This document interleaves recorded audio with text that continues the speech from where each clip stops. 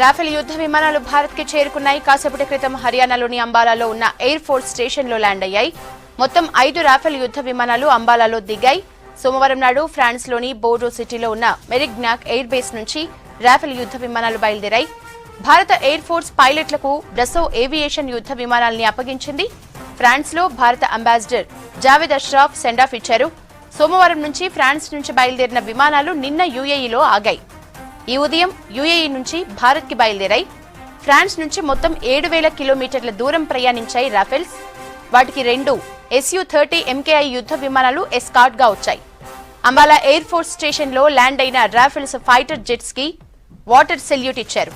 మధ్యాహ్నం 2 గంటల సమయంలో భారత గగనతలంలోకి ప్రవేశించిన రాఫెల్ యుద్ధ విమానాలు అరేబియా సముద్రంలో ఉన్న INS కోల్కతా వార్షిప్ కి మెసేజ్ పంపించాయి.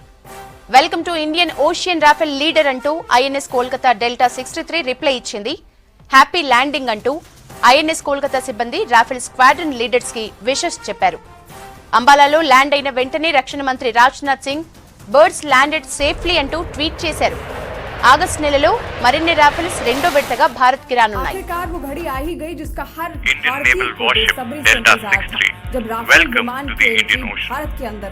फ्रांस से आए 5 naval warship delta 63 arrow leader many thanks most reassuring to have an Indian warship guarding the सी।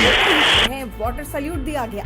ये वायुसेना का पुराना ट्रेडिशन है जिसे फाइटर जेट पर हर बार फॉलो किया जाता है। ये विमान फ्रांस से delta 63 arrow leader wish you fair wind happy hunting over and out. पहली स्क्वाड्रन तैनात है। अंबाला एयरबेस पर राफेल की लैंड होते ही पूर्व रक्षा मंत्री राजनाथ सिंह ने इस बात की जानकारी ट्वीट कर दी है।